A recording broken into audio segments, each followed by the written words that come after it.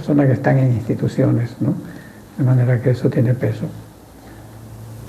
Excelente. Bueno, ya hemos empezado, estamos conversando acá en el Centro de Pensamiento Inalámbrico con el arquitecto Fernando Prado, que además de ser uno de los ilustres pensadores, hacedores, profesionales que tiene esta ciudad, también es director del Centro de Estudios de Desarrollo Urbano de la región, CEDURE, y está encabezando un movimiento, un programa llamado ¿Cómo vamos Santa Cruz?, dirigido a hacer un monitoreo, ¿verdad?, de los planes urbanos de Santa Cruz. Así, bueno, CEDURE desde hace más de 20 años, digamos, interviene y trata de influir en las políticas públicas del desarrollo urbano mediante sus investigaciones. Tenemos más de 25 investigaciones publicadas, ¿no? Y los foros urbanos, que eran más o menos anuales o bianuales, en los cuales se planteaban los temas, ¿no? En los cuales participaban muchas instituciones. Y lo que hemos visto, pero, es que el problema es que no es solamente cuestión de discutir y plantearlo. Hemos visto que hemos fallado en el seguimiento que hay que hacer, porque estos temas desaparecen de los medios de comunicación y después nadie más se entera, ¿no? Y cuando toquemos el tema de aquí a un año, vamos a estar en las mismas. De aquí a un año, cuando a la alcaldía se le diga, bueno, ¿y qué fue del BRT, no? Sí, sacaron los cordones. ¿Y qué eran esos cordones? ¿Para qué? Nadie sabe ya. Entonces hay que comenzar a informar, ¿no? Es que había un proyecto PRT. No, eso tiene que estar en el seguimiento que hace la sociedad civil. Señores, en tal mes y tal año se firmó este contrato. El trabajo que había que hacer era este. ¿Dónde está? ¿No? Entonces esa es la idea de pasar de los foros, que van a seguir existiendo, pero al seguimiento mediante este programa que lo hemos llamado Santa Cruz, ¿cómo vamos? Que no es un movimiento solo cruceño, es un movimiento de muchas ciudades latinoamericanas que están adoptando este mecanismo de seguimiento y de control periódico, permanente, en base a proyectos escogidos, estratégicos, que es necesario hacerle seguimiento, ¿no? Entonces, nosotros hicimos ya una primera experiencia hace unos 6, 7 años, pero no tuvimos el suficiente apoyo, tuvimos que dejarlo, pero hemos visto que es realmente una necesidad. Como sociedad civil hemos fallado en eso. Yo creo que hemos fallado en el sentido de que no le hemos dado el seguimiento, no le hemos dado la seriedad, y casi que hemos actuado como los políticos, picoteamos, ¿no? Este tema está de moda, lo picoteamos bien y después lo dejamos. Y a los 6 meses al año se vuelve a lo mismo. Aquí no, aquí va a haber una comisión técnica, va a haber un informe cada 6 meses que nos va a decir exactamente cuáles son los avances, si es que ha habido, y si no ha habido avances, pues vamos a publicar eso. La institución fulana tal que debió haber hecho esto de acuerdo a la reunión que hubo, no ha cumplido. Ese es el mecanismo que nos ha faltado. Eso es muy interesante porque eso le daría un respaldo serio a los medios de comunicación, a los activistas, a quienes trabajamos en gestión para interpelar a las autoridades en base a esos documentos, ¿no? Y decir por qué nos está haciendo, incluso los ciudadanos. Exactamente. Para los medios de comunicación, porque los medios de comunicación se mueven solo cuando el tema está candente, ¿no? Y después por las mismas directivas de los medios de comunicación lo dejan. Entonces para ellos es muy importante que cuando el tema vuelva a aparecer, nosotros aparezcamos con la carpeta para darles la información de en qué quedó y qué había de promesas que no se han cumplido. Y para las plataformas y las organizaciones de la sociedad civil también, para que no tengan que escarbar cada vez, ¿y ese tema qué era? A ver cuál era el antecedente, y no saber dónde ir, porque las instituciones no le van a dar información, ¿no? Ni la alcaldía, porque para empezar ni la tienen estructurada. Claro. En cambio yo sí, mire qué ventaja para la sociedad civil. No, señor, mire que usted hace 6 meses ustedes dijeron y debían haber hecho esto y esto y esto, ¿dónde está?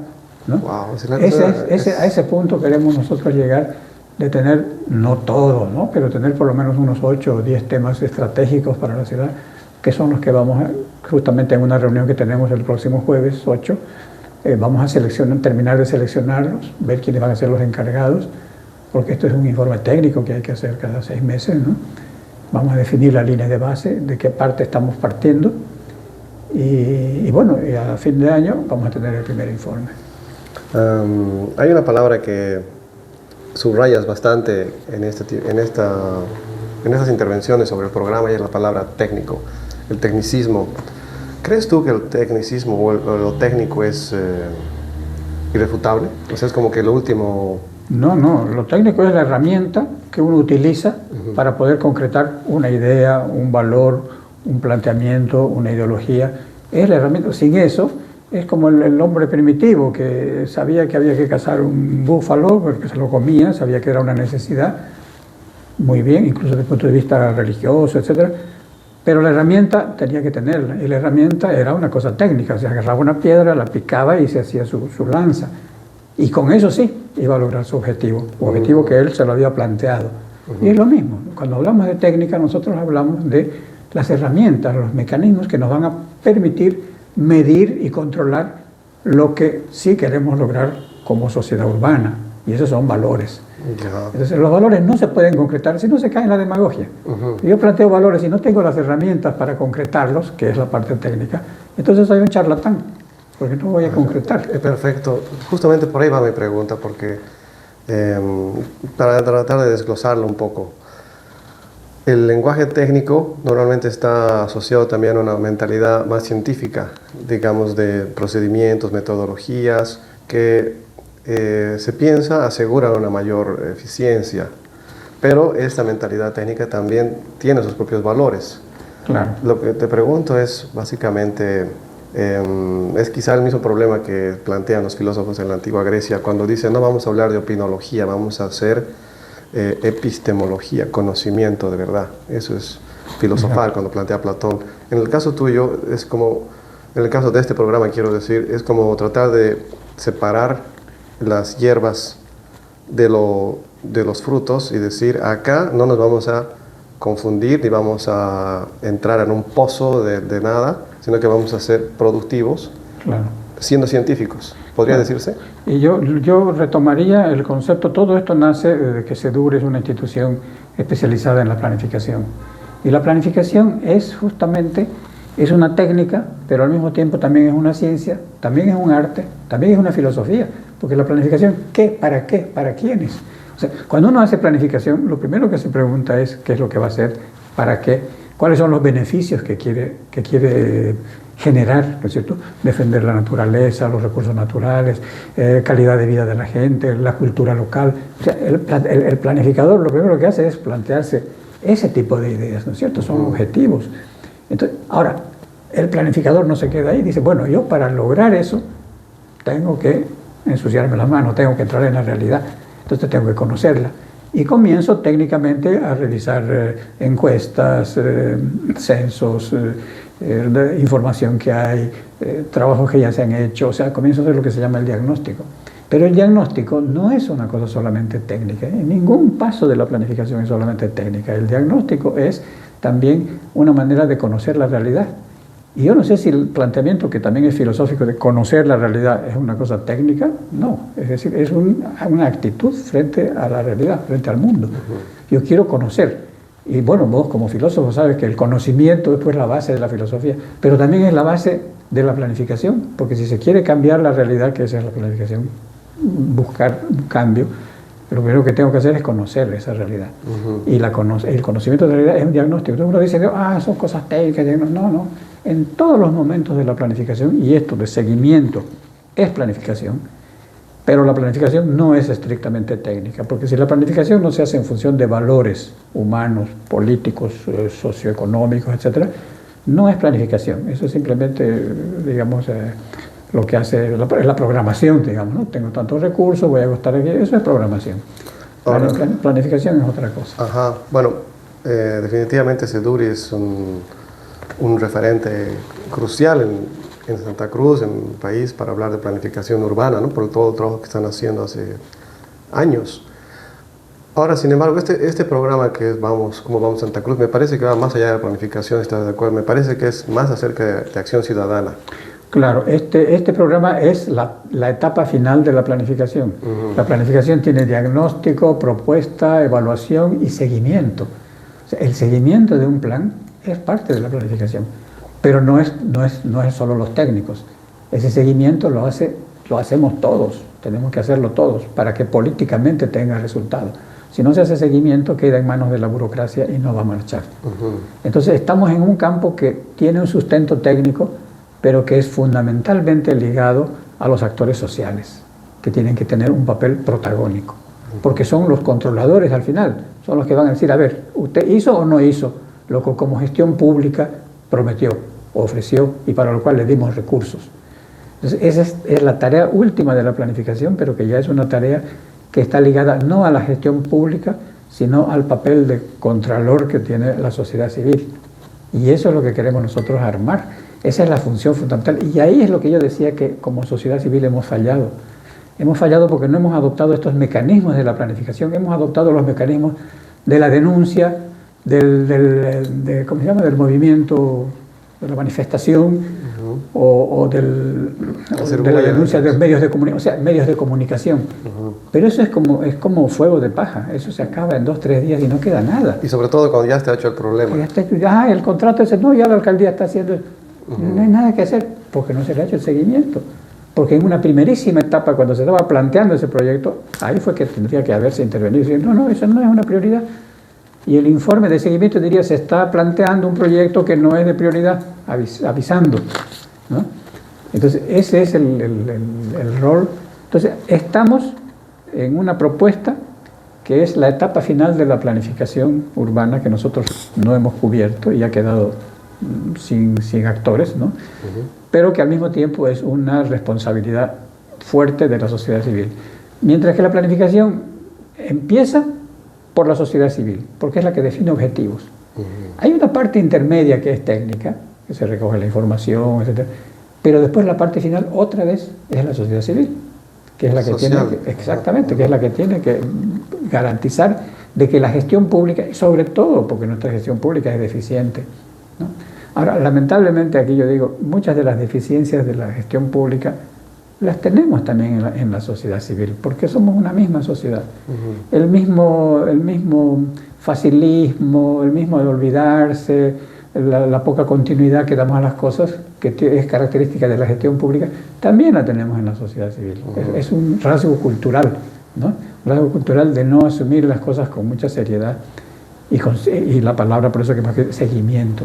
Seguimiento quiere decir una atención en el tiempo, a un proceso. Casi disciplinada. Exactamente. Entonces, eso es lo que queremos rescatar. Y la sociedad civil tiene que aprender a hacer seguimiento. Tiene que tener la seriedad de verificar, ¿no?, los hechos. Y no simplemente, como la prensa sacó ese escándalo, entonces yo también voy y hago mi manifestación. No es eso. Son ustedes, sociedad civil, la que más bien debería ser la que en primer lugar dice, saca el informe cada 6 meses, señores, esto, y de ahí la prensa aprovecha eso, ¿no? Entonces, esa es la responsabilidad que este programa de SEDUR le está encargando y le está encomendando a la sociedad civil, a las instituciones y personas, porque también es una cosa personal, personas pueden... y la reunión que tenemos justamente es para ver cuáles de todos los planes y proyectos que hay son los que merecen, porque no podemos todo, es un esfuerzo muy grande, pero hay unos 6 o 8 que sí merecerían, ¿no? Entonces, por ejemplo, yo te puedo citar el tema del plan de ordenamiento urbano. Resulta que esta ciudad, el último plan de ordenamiento urbano que tiene es de 2005, es el PLOT, ¿no? Después lo que se han hecho son los PTDI, en base a una metodología del gobierno central, ¿no? Una ley 777 que es un disparate, y son planes que los mismos funcionarios municipales dicen, bueno, no nos han servido de nada para encarar los problemas urbanos. Los PTDI estos no hablan, por ejemplo, de la especulación con la tierra, no hablan de los problemas de transporte urbano, de tráfico, no hablan de los problemas de las urbanizaciones clandestinas, o sea, los verdaderos temas urbanos, ¿no? Es una metodología totalmente ruralista, ¿no? Habla de cuánto maíz produce, cuántas vacas hay, o sea, es así, de absurdo. Entonces se han quedado sin planificación. Entonces la idea es justamente de que se tiene que hacer, y parece que la alcaldía está en eso, pero ahí está el tema. Uno habla con el gobierno municipal y los funcionarios de la secretaría dicen, sí, estamos ya definiendo la metodología para hacer un plan de ordenamiento urbano, un PLOT, un PMOT. Ya, entonces, línea de base actual para el plan de ordenamiento urbano, se está elaborando la metodología y ya va a arrancar. Perfecto. De aquí a 6 meses, no es que vamos a ir a preguntar otra vez, ¿y cómo? No. Ustedes hace 6 meses nos dijeron que estaban arrancando. En 6 meses, ¿qué han hecho? Entonces, ahí, teóricamente ellos debían decir, hemos licitado, ya la consultora ha entregado el primer informe, o lo estamos haciendo nosotros directamente y ya hemos hecho el diagnóstico. Ya. Entonces la cosa está andando. Y el otro panorama sería, ¿y qué fue? No, sabe que es que el alcalde nos dijo que hagamos nosotros, y nada, quedó en nada. Y ahí es donde viene ya la función de la sociedad civil, de decir, esto no puede ser, no está marchando este tema. Me ha recordado un curador de arte hace muchos años, chileno, que estuvo acá en la Bienal y me decía, con la política, con el sector político, no se puede dialogar en conceptos. La política solo entiende el lenguaje de la fuerza, me decía él. O sea, como que hay una esfera, siento yo, en la que la sociedad civil se va a organizar técnicamente, articulada por una institución con peso, con experiencia, como se dure, para trabajar seriamente. Pero luego hay un momento en que tiene que dialogar con la clase política, ¿no? Con la clase institucional en poder, y ahí hay un tema de cómo va a lograr hacerlo de modo que le den pelota, en otras palabras. Es decir, por ejemplo, yo voy a hacer seguimiento a una oficina, no me reciben, no me dan la información, no sé, ¿cuáles son, tú crees, operativamente las posibilidades de que no nos duren la perdiz, digamos, los que tienen? Claro, justamente no nos puede durar la perdiz porque es un tema que lo venimos estudiando desde hace 6 meses. Entonces no es como cuando va uno que quisiera información sobre tal cosa, no hay y no pasa nada. Por ejemplo, el caso del mercado mutualista, ¿no? Que fueron, dijeron, no tenemos nada, no sabemos si somos dueños del mercado. Eso es porque no había nada. Pero si ya hubiese habido un informe anterior de que hay una familia que está pidiendo, ya la cosa es distinta, ya la alcaldía hubiera tenido que responder algo. Entonces, el problema es cómo se enfoca. Entonces, ya no se está yendo a pedir información, así, se está yendo a interpelar sobre bases técnicas que se han recogido 6 meses atrás. Y sobre promesas que ellos han hecho 6 meses atrás. Entonces eso ya tiene un peso político. Y para ese informe técnico, ¿cuánta transparencia hay en cuanto a documentos de contratos vigentes, no sé, convocatorias, leyes? Claro. ¿Cuánta transparencia hay? ¿Cuánto acceso hay a la información? No hay la transparencia, pero en 6 meses y con una persona que conoce el tema, lo que nosotros sabemos y pensamos es que podemos indirectamente conseguir mucha información, ¿no? Lo que pasa es que no se puede así de golpe. Dice, no tenemos la información y ahí muere. Exacto. En cambio, van a haber un equipo técnico que tiene 6 meses para hacer el seguimiento. Va a poder seguir todos los caminos subterráneos para poder de todas maneras obtener la información. Trabajo de investigadores. Además la institución sabe que los que están con el tema no van a venir a preguntar sobre el particular, van a venir ya con información y van a venir. Entonces ya la cosa es seria, ¿no? Ya la cosa es distinta. Esa es la idea. De que por ejemplo, lo mismo, el otro tema que tiene mucho que ver con la cultura, el tema del centro histórico, que es el otro tema que hemos escogido como un tema estratégico para la ciudad, ¿no es cierto? Bueno, ahí también no hay vuelta, ahí hay una serie de planteamientos, una serie de compromisos, etcétera, que de aquí a 6 meses vamos a ver qué es lo que ha sucedido. Ahora, lo interesante de este tema es que es un tema que va a involucrar no solamente al gobierno municipal, sino que involucra también a la sociedad civil, que es la que realmente le va a dar vida al centro histórico, ¿no? Entonces, la unión de esas dos instancias, de la gestión pública, que tiene que hacer ciertas cosas, pero que ese centro histórico va a quedar cojo si no engrana con actividades de la sociedad civil, que son los que le van a dar vida, el proyecto no va a funcionar.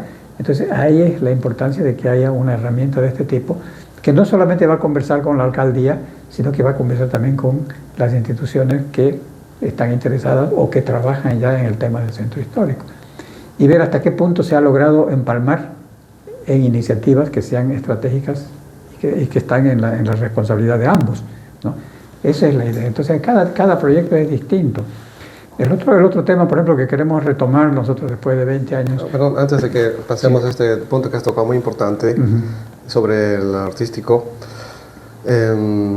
Santa Cruz, me parece, yo he llegado a una conclusión provisional después de casi 13 años de trabajar gestión cultural acá. Es una ciudad preferentemente a cielo abierto para actividades culturales, de arte, por su clima, por su espacio, ¿no? Por su idiosincrasia. Entonces, muchas veces he visto que cuando se habla del centro histórico y reactivarlo, mucho se habla de actividades dentro, indoors, o sea, bajo techo, ¿no? Activamos los museos, pero no se habla tanto de cómo activar en las calles con arte. Exacto. Tú tienes una gran experiencia en otras ciudades que has visto otros programas. Claro, no hay un centro histórico que se haya podido revitalizar simplemente en base a edificios. Todos han recuperado la escala humana, el interés, el atractivo de la calle. O sea, el centro histórico básicamente es recuperar la calle.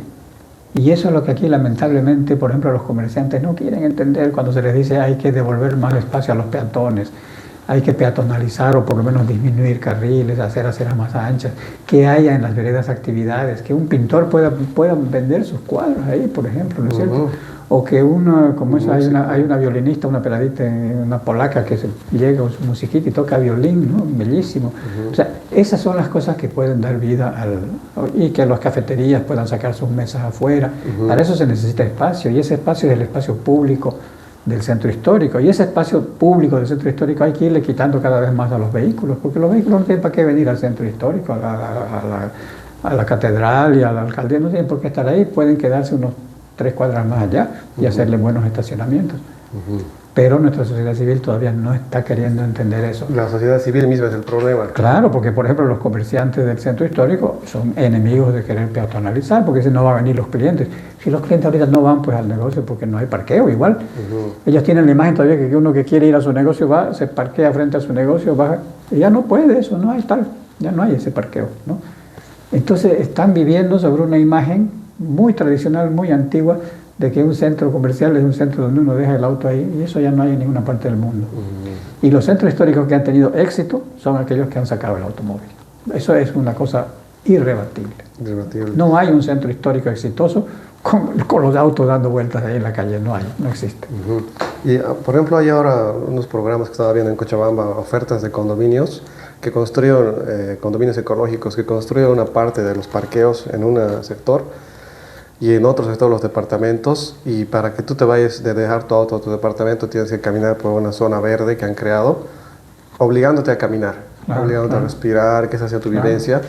Y acá en Santa Cruz se llama la atención, bueno, quizás no solo de Santa Cruz, pero llama la atención que nuestra ciudadanía mucha flojera de caminar, se estaciona de doble fila por no caminar ahí a 2, 4 pasos.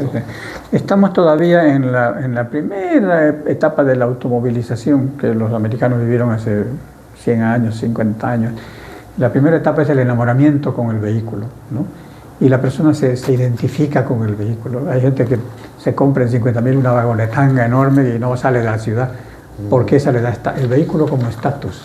Todavía estamos en eso. Entonces, si uno va en vehículo, tiene estatus. Si uno va a pie caminando, es un pobre yesca que está caminando. O si uno va en transporte público, lo mismo, no tiene plata. Entonces, hasta que no salgamos de esos paradigmas que son equivocados, ya en el 80% del mundo ya eso no es así.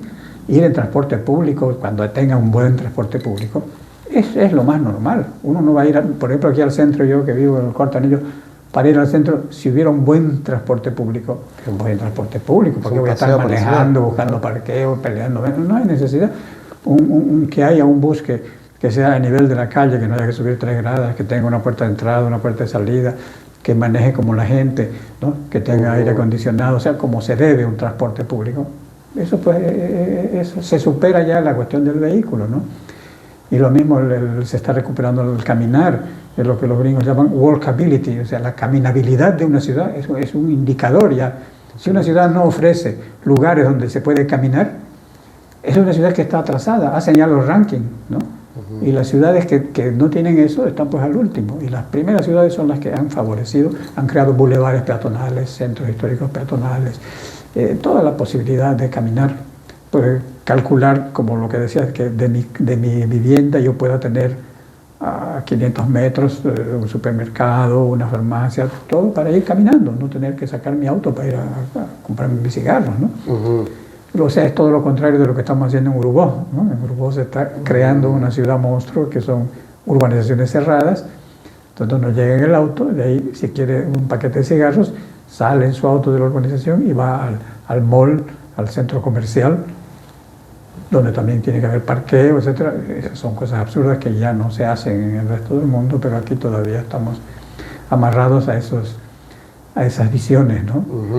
Y en cuanto a Santa Cruz, tú también eres muy conocedor de los artistas. Tenemos muy buenos artistas de muchos años acá, como Lorgio Vaca, el movimiento muralista que inició. Ahora hay muchos muralistas también en Santa Cruz, ¿no? Jóvenes. Juan Bustillos con sus esculturas públicas.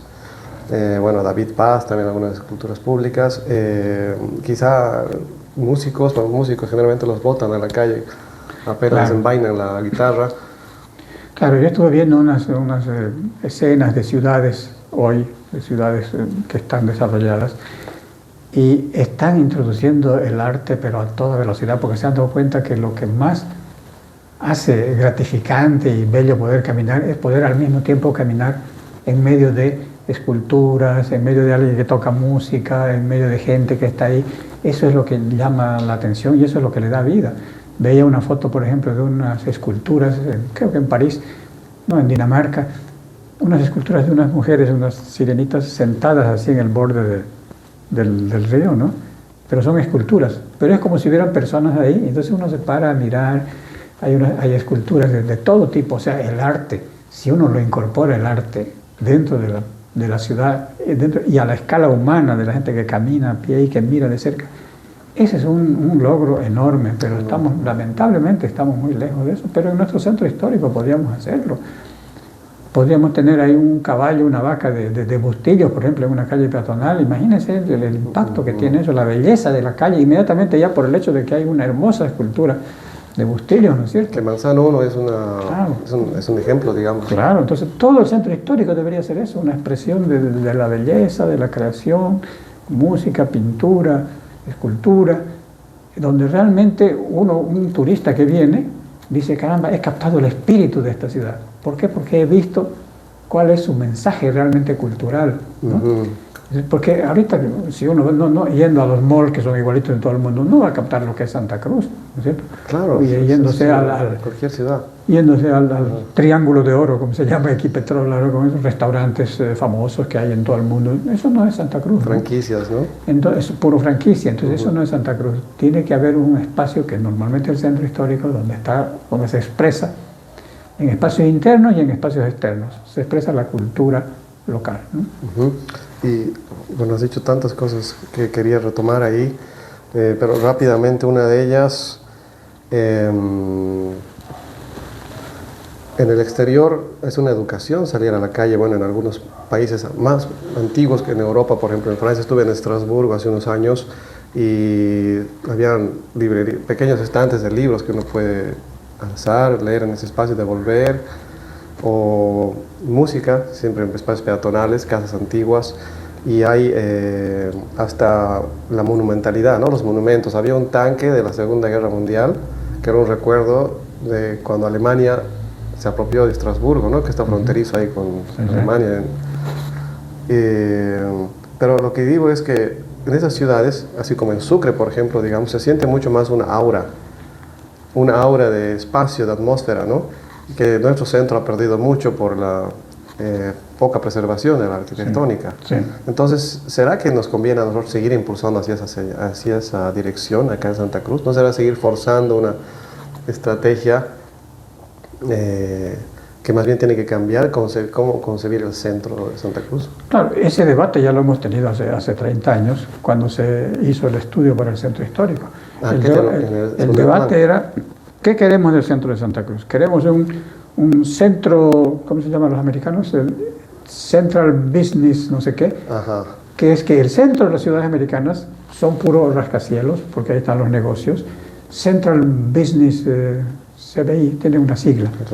Y las ciudades americanas son así, el centro es el centro de negocios. Como Manhattan, digamos. Manhattan. Está ahí sus bancos, están sus negocios, etc. Es donde es más cara, ahí están los edificios altísimos. Y la periferia ya son casitas, casas unifamiliares, donde les gusta vivir con mucho jardín. Ese es el esquema americano.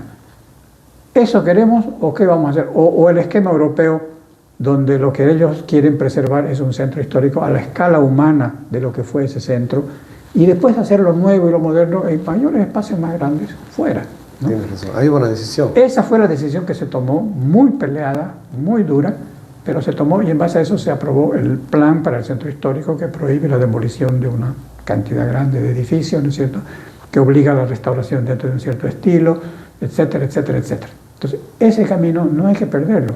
Ahora, las etapas posteriores a eso son la peatonalización, el dar vida a las calles mediante los espacios públicos, lo que se llama el mobiliario urbano, hacer un mobiliario urbano atractivo y permitir actividades culturales en ese espacio público. Esa es la segunda etapa que lamentablemente, pero nuestras autoridades ni la misma sociedad civil todavía no A todo eso yo les pediría que vayan a visitar alguna ciudad del exterior, que vayan al centro histórico.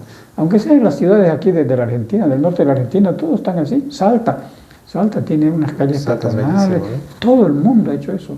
Pero Santa Cruz no, con sus 2 millones de habitantes, sigue en el mito del automóvil. Y el caso de Sucre, que es una ciudad con un centro histórico mucho más preservado y muchas casas blancas a ciertos manzanos del centro.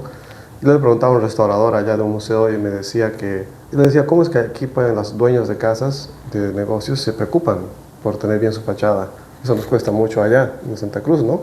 Porque como tú decías, si no tienes dinero para reparar tu fachada, entonces la alcaldía tampoco, ¿no? Espera que se caiga. Me comentaba que allá hay una política de incentivo en la que todos los vecinos que tienen su fachada bien cuidada cada año les disminuyen un 35% del cobro de impuestos anual por su casa, por su propiedad, digamos. Lo cual, no sé, por ejemplo, no se ha implementado, digamos, acá, ¿no? No, aquí hay un trámite larguísimo, complicado, cada año tienen que volver a hacer el trámite, pero no es suficiente, porque son recursos bastante escasos. Lo que necesitan ellos es un capital. Normalmente se crea un fondo rotatorio, normalmente hay fundaciones.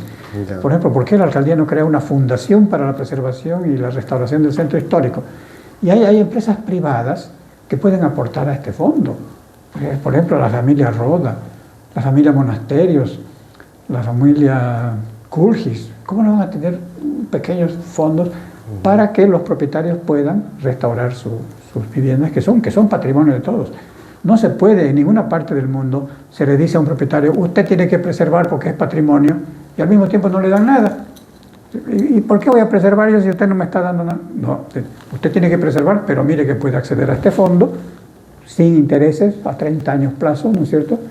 Y entonces con eso, bueno, si es así, ya. ¿No? Si no se hace esa segunda parte, ¿qué hace el propietario? Le hace un agujero al techo para que le llueva y para que de una vez se caiga.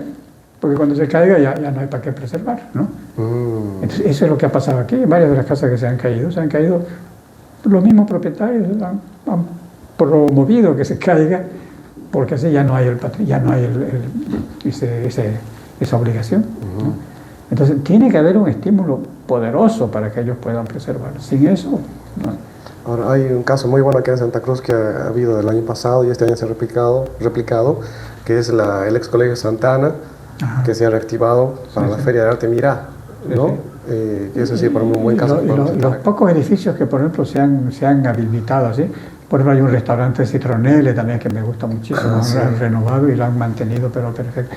Eso es lo que hay que promover, hay que apoyar. Entonces, por ejemplo, a los comercios que van a abrir sus puertas, por ejemplo, ese restaurante en el centro, no deberían ni siquiera tampoco pagar impuestos de funcionamiento, ¿cómo se llama? Tasa de funcionamiento. O sea, debería favorecerse para que el comercio vuelva, ¿no? Entonces, esas son políticas cuando realmente las autoridades desean y han entendido que tienen un capital. El BID dice que los centros históricos de las ciudades son un capital enorme para las ciudades, pero que algunas no lo saben aprovechar. Pero está ahí la plata. En un centro histórico decente, bien manejado, es un valor enorme para la ciudad. Porque la gente que viene no va a ir pues a ver los malls o a ver los edificios de 20 pisos, eso hay en todas partes, ¿no? No es eso Santa Cruz. Van al centro histórico, donde habrá un museo que le muestra cómo era la ciudad hace 100 años, donde uno puede comer cosas realmente del lugar, donde uno puede ver lo que los artistas están haciendo, donde uno puede caminar y el clima, aprovechar ese clima en la noche cruceña, por ejemplo. Esas son las cosas, pero no le ven. ¿Y tú crees que con el programa Cómo Vamos Santa Cruz se puede generar una mayor presión con así recomendaciones de este tipo? Claro, lo que pasa es que ahora lo que vamos a hacer, este grupo que se va a dedicar al tema centro histórico, va a definir la línea de base. ¿En qué estamos ahorita? ¿Qué hay? Ya. Hay un proyecto del Banco Mundial con la alcaldía, pero que no es para el centro histórico, es para dentro del primer anillo y es para cambiar los losetas, o sea, un disparate. Es el primer anillo nomás. Claro, y no ataca el problema del centro histórico. Entonces eso habría que decir, ¿y qué hay para el centro histórico? Si no hay nada, lo que habría que hacer es que para la línea de base, que la sociedad y con la alcaldía definan qué van a hacer. Hay varias opciones. Una opción, por ejemplo, es también interesante, que han hecho muchas ciudades, es hacer un concurso para el diseño de lo que sería el centro histórico, ¿no? Que proponga qué veredas se van a ensanchar, qué calles se van a hacer peatonales, qué tipo de mobiliario urbano se podría poner, qué espacios crear para los artistas, qué edificios se deberían expropiar o que se deberían remodelar con prioridad. O sea, todo un plan. Un concurso es una posibilidad. La otra posibilidad es que el mismo gobierno municipal contrate y asuma la responsabilidad, porque ahorita el centro histórico no tiene plan. O sea que en este caso estamos partiendo de cero. Estamos partiendo de cero. Impresionante. Porque lo único que hay son unas normas que dejamos hace 30 años de que los edificios en altura no se pueden construir, de que cuáles son los edificios que deben restaurar, pero eso no es la promoción del centro histórico. La promoción del centro histórico es un paquete mucho más complicado que no hay ahorita. Había una oficina en la alcaldía que es la que estaba elaborando ese plan, la cerraron, ahí estaba Jerry Méndez. La cerraron y no hay ahora, no hay una oficina, y por lo tanto no hay tampoco un plan. La volvieron sub de otra oficina, claro, y ya la votaron, ¿no? Entonces, ahí la línea de base debería ser comprometer al gobierno municipal para que cualquiera de estas iniciativas, pero que arranque el plan. De manera que de aquí a 6 meses, si los pillamos otra vez en las mismas y no han definido nada, pucha, para la alcaldía es papelón, ¿no es cierto? ¿Sabe qué? No pudimos. Ese es grave. En cambio, para ellos mismos, si después de 6 meses, sí, miren, hemos hecho concurso o hemos contratado un equipo y ya ha hecho este diagnóstico, bien, ese es el primer informe positivo. Le vamos a empezar a calificar a la gestión pública. Entonces, eso es el tema, por ejemplo, del centro histórico, ¿no? Otro tema en el que estamos cero y que nosotros en CEDURE lo iniciamos hace 20 años, pero tuvimos que cortarlo después de 4 años porque cambió la alcaldía y ya no les interesó. Es nuestros recursos humanos, la cultura, la formación y capacitación del ciudadano. Ese es un tema enorme que lo dejamos abandonado. No podemos pensar que un migrante que viene de Potosí a vivir aquí va a entender todas las sutilezas de la vida urbana en un momento. Va a ser víctima de la especulación inmobiliaria, le van a vender un lote que no es, en una quebrada, no va a saber ni siquiera cruzar los semáforos, no va a poder adaptarse a la estructura económica, nadie lo va a ayudar y decir, mira, vos que sos agricultor allá, pero ¿qué podés hacer ahora? ¿Por qué no haces un huerto familiares? Comprate un lote de 300 y dedicate a cultivar, ya que sabes eso. ¿O por qué no aprendes un nuevo oficio? Mira, la alcaldía tiene un plan de carpintería para aprender carpintería. O sea, todo lo que es capacitación de los recursos humanos es un tema que no lo estamos haciendo. Es como gestión de talentos. Y la formación, nosotros lo llamamos formación ciudadana. Un curso de formación, una estrategia de formación ciudadana. Y fíjate cuántos temas hay. En primer lugar, hay un tema de convivencia. Botar la basura, no ceder el paso a los peatones, en fin, una serie de cosas que... festejar mi cumpleaños durante 3 días a todo vapor, son cosas que ya no se pueden hacer en una ciudad. Convivencia urbana es lo primero. El tema ambiental, la basura, el humo, todo eso, quemar la basura, es otro tema importantísimo, el tema ambiental, el agua potable, cuidar el agua. El tercer tema es la formación cívica y política del ciudadano. ¿Cómo no nos vamos a preocupar si ese ciudadano recién llegado tiene que votar si no sabe ni siquiera qué es la alcaldía, qué es la gobernación? Entonces, la capacitación en términos de capacitar el voto, capacitar la cultura política de la gente, es fundamental, sin asignarla a ningún partido, ¿no?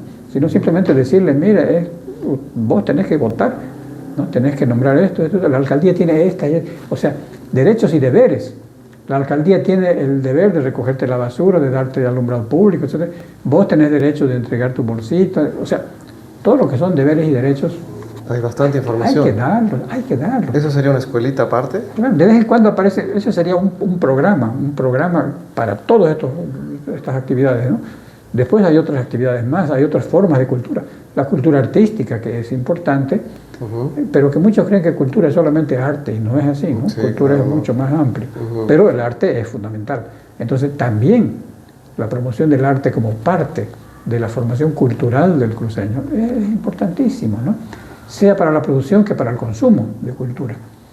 Entonces, como ves, y hay más. Entonces, un paquete completo de un programa de cultura ciudadana es fundamental. ¿Cómo se ejecutaría, pero quiero decir, cómo se transmitiría ese conocimiento, ese contenido? Te cuento que, porque nosotros lo hicimos durante 3 años, lo hicimos. Solo que vos sos muy joven, no tiene que ver con Jigote tampoco, ¿no? Esa fue la última etapa. La Revolución Jigote era cultura ciudadana, era formación del ciudadano. La publicación esa del manual del perfecto Jigote entra en eso. Sí, muy bueno. Entra en eso. Ha sido el último que hicimos de cultura ciudadana, porque después ya se cerró. Pero antes hicimos, por ejemplo, comenzamos con un concurso para pintores de cultura ciudadana, ¿no? Que hagan un cuadro con el tema. Y me acuerdo que el que ganó era un cuadro de Haití, que es una toma de una parejita que está de atrás, ¿no? Y él la está abrazando así a ella, se le ve la mano, pero al mismo tiempo, con esa mano, está botando la basura a un basurero. O sea que está con su corteja, todo eso, pero la basura la bota donde debe, ¿no? Entonces, ese fue el ganador, me acuerdo de ese concurso. Después hemos hecho programas televisivos que se llamaban De Toco a Silla. Y son programas que duró más de un año, en la que se tocaba temas de convivencia, justamente, ¿no? Pero con un sentido humorístico. Eran personajes, ahí había el que hacía el actor principal ahí era Kim, el chino Kim. Formidable. Tenía personajes femeninos. Uno era para los temas legales, era la doctora, ya no me recuerdo los nombres, pero era así muy chistoso. Y bueno, se desarrollaba historias relacionadas a la formación, ¿no? La formación cultural, pero eran todos en clave humorística, en clave popular, ¿no? Y tenemos esa colección nosotros en CDs. Todo lo que se ha hecho te lo podemos pasar. Después hubo otro programa que se llamaba 2 Semanas, en el que lo mismo se interpelaba a las autoridades sobre problemas que había, y era con participación de la gente que denunciaba. O sea, ese es el otro paquete que ahorita estamos en cero igual, porque la alcaldía no tiene ningún programa de formación ciudadana. Entonces, vamos a trazar ahora en la reunión si hay responsables, si hay gente